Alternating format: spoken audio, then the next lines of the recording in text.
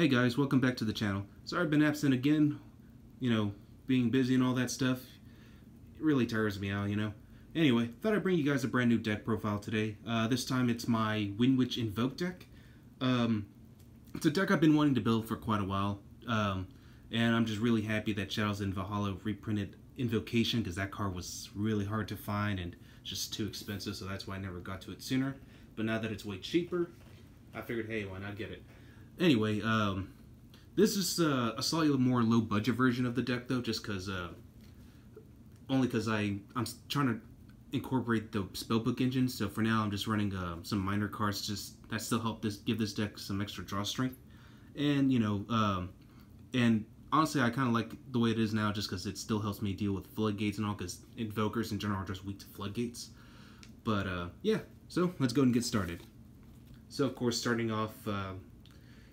Standard, you're going to run 3 copies of Alistair the Invoker, just because, I mean, he's literally the only main monster of the Invoker core. So yeah, when he's summoned, you get to add 1 copy of Invocation. By the way, this is normal summoned.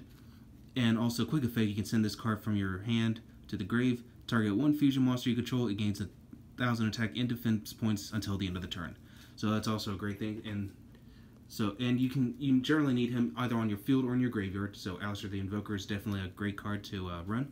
So yeah, gotta run him at 3. Of course, as I mentioned, this is the Windwitch engine, or the Windwitch version of the deck. So I'm running 3 ice spells, 2 glass, and of course the 1 snow. Pretty standard, 3, 2, and 1. Ice spell, as long as you control no monsters, you can special summon this card from your hand, and if you do, you can special summon a Windwitch directly from your deck, which case you go for glass. And when that card is no more special summon, you can add Snowbell to your hand, and then of course with snow, if you have 2 or more wind monsters and no others, special, and basically first turn Crystal Wing. And I do that quite a bit, so that's why I like to run it this way. Because Crystal Wing, even though in today's format he's still a pretty hard monster to get around, so that's why I still like to run him. And from here on out, it's just hand traps, by the way. So running 3 Ash Blossoms, standard, 3 Ciphering Gear Gammas, which is basically my call by the grave in this deck. Is like another thing that can stop me in this deck is other hand traps like Drone Lockbird. So of course you're going to be running the 1 driver, by the way. So Ciphering Gear Gamma is also a good way to go first and second in this deck, because this deck kind of does both. So that's why I run it this way. 2 Veiler and 2 Droll.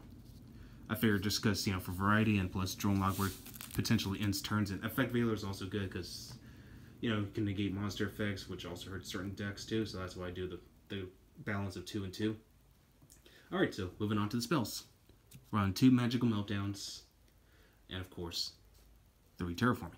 So, Magical Meltdown helps you search out your Alistair the Invoker faster, and Terraforming, in case you don't open up with either one, helps you just get you started. And of course, another standard thing to run is 3 Scapegoat. Might as well take advantage of it right now, just because it's a good way to get you your Saryuja, your Link Spider, Link Karibo, and of course Topologic Bomber Dragon is being run in my deck, so it's a good way to get things started. You can also get into Alistair the Invoker of Madness a little bit quicker with this if you start off with Link Karibo and then use one of the tokens and Link Karibo to make it, so that's also a good thing to start off with. We're only running 2 Invocations just because 3 made it a little less consistent, and plus it recycles itself, so that's why I only run it at 2. For draw strength, we're going to be running 2 Wonder Ones. As I mentioned, this deck is weak to floodgates, so I'm running 2 copies of Twin Twisters.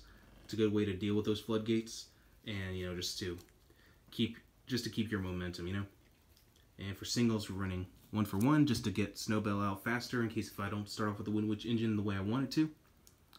1 Soul Charge, and Monster Reborn, standard. And the only 2 traps we're running are Solemn Strikes. If I had Infinite Impermanence, I would run Infinite Impermanence, but I don't, so that's why I have Solemn Strikes right now. I know some say it's a bad card for this format, considering, with time rules and all that stuff, but if you can if you can stay ahead of your opponent before that time, and stay ahead, then yeah, you should be good. So moving on to the extra deck, we got 1 Alistair the Invoker Madness. You can either run 1 or 2. Honestly, most people get away with just running 1 anyway. So Alistair the Invoked Windwitch, great card, counts as Alistair the Invoker while it's on the field or in the grave. And if this monster's, or if you fusion summon a monster, you can discard one card and add one invocation or Book of the Law from your deck to your hand. So that's also a great card. And if this card leaves the field by an opponent's card effect, you can add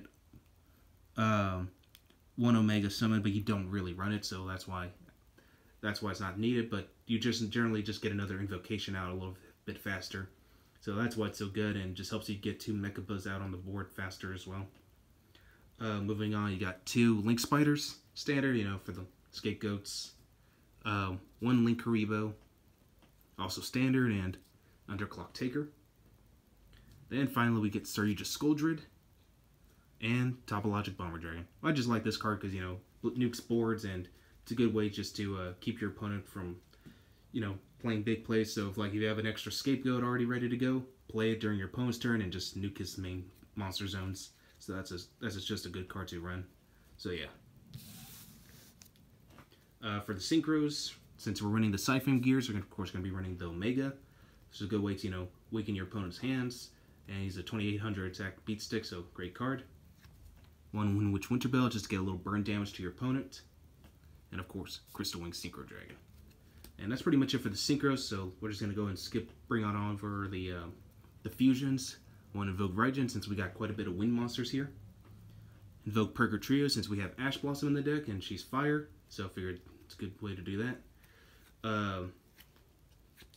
And of course, 2 copies of Invoked Mechaba. I am looking to get a 3rd one right now, so I'm still working on trying to get one. But yeah, if I can't find one, then I'll just go ahead and throw in Invoked Cocytus, which I'll just also fit in Book of the Law as well. But generally, it's going to be 3 Mechabuzz, no Cocytus. Cocytus is good and all just because, you can attack in defense mode, but unfortunately, his attack is only going to be 1800. It doesn't add on to his defense points, apparently. So, but in general, yeah, it's going to be a 3rd Mechaba, not Cocytus. But eventually, yeah, I'll find it and just make room for the 3rd one. But yeah, that's pretty much it for the extra deck and everything. I don't really have a side deck ready yet. I'm still working on that. So hopefully I'll get, once the ban list kicks in, I'll do a post-ban list update on this deck. But for now, it's just what it is. And hopefully you guys enjoyed this, and catch you guys again next time.